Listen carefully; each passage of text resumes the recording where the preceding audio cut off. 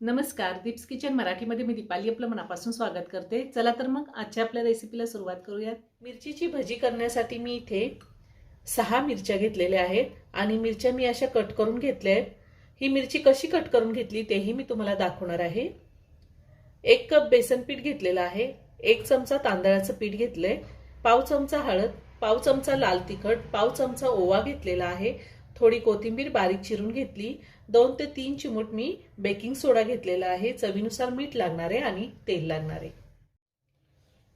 मिरची आपल्याला कशी कट करायची ते मी तुम्हाला दाखवते। आधी हा देठाचा भाग काढून घ्यायचा आहे, त्यानंतर मिरची मधोमध कट करून घ्यायची आहे। या पद्धतीने कट करायची मिरची आणि हे जी मिरचीच्या बिया आहेत त्याही मी काढून घेतलेल्या आहेत, त्याही आपल्याला काढून घ्यायच्या आहेत।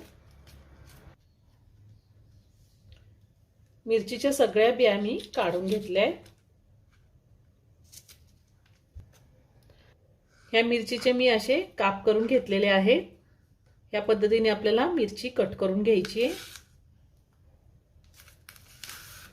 हे पहा, आता आपण भजीसाठी पीठ भिजवून घेऊया।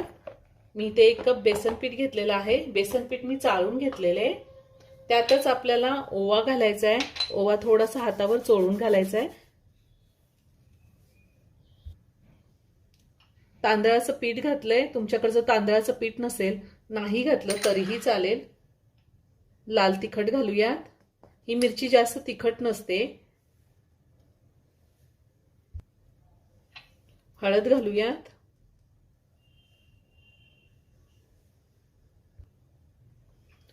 बेकिंग सोडा घालायचा आहे,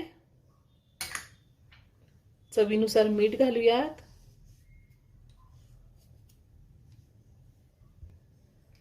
बारीक चिरलेली कोथिंबीर घालायची आहे। हे सगळं व्यवस्थित मिक्स करून घेऊया। तुम्हाला जर कोथिंबीर आवडत नसेल, नाही घातली तरीही चालेल। आता ह्यामध्ये आपल्याला 1 चमचा तेल घालायचे। तेल मी गरम करून घेतलेलं आहे। मी सगळं व्यवस्थित मिक्स करून घेतलंय। आता आपल्याला थोडं थोडं पाणी घालून हे पीठ भिजवून घ्यायचंय।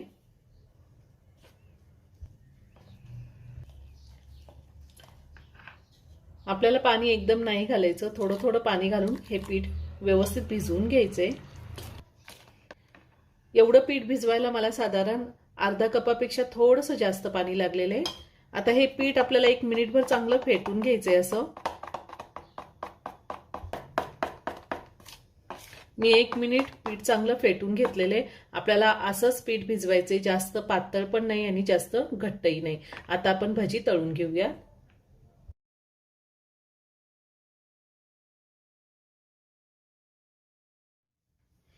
मी गॅसवरती कढई ठेवली, त्यामध्ये तेल गरम करायला ठेवले। आता आपण ह्या तेलामध्ये भजी घालूया। या पद्धतीने मिरचीची भजी केली तर खूप छान होती आणि कुरकुरीत होती। मी आधी तेल तापवून घेतले आणि त्यानंतर गॅसची फ्लेम मी लो टू मीडियम वर ठेवलेली आहे। आता ही भजी मी चांगली कुरकुरीत होईपर्यंत तळून घेणार आहे। भजी तळताना आपल्याला गॅसची फ्लेम लो टू मीडियम वरच ठेवायची आहे, तरच भजी कुरकुरीत होतील। मी ह्या आधी सुद्धा खूप साऱ्या व्हेज नॉनव्हेज रेसिपी अपलोड केलेल्या आहेत, त्याचीही लिंक मी डिस्क्रिप्शन बॉक्समध्ये दिली आहे, तुम्ही पाहू शकता। अजूनही तुम्ही माझं चॅनल सबस्क्राइब केलं नसेल तर नक्की सबस्क्राइब करा आणि शेजारील बेल आयकन क्लिक करा, म्हणजे मी ज्या रेसिपी अपलोड करते त्याचं नोटिफिकेशन तुम्हाला मिळेल आणि तुम्ही माझ्या रेसिपी बघू शकाल। भजी तळून झाली आहे, छान कुरकुरीत झालेली। आता आपण ती काढून घेऊया।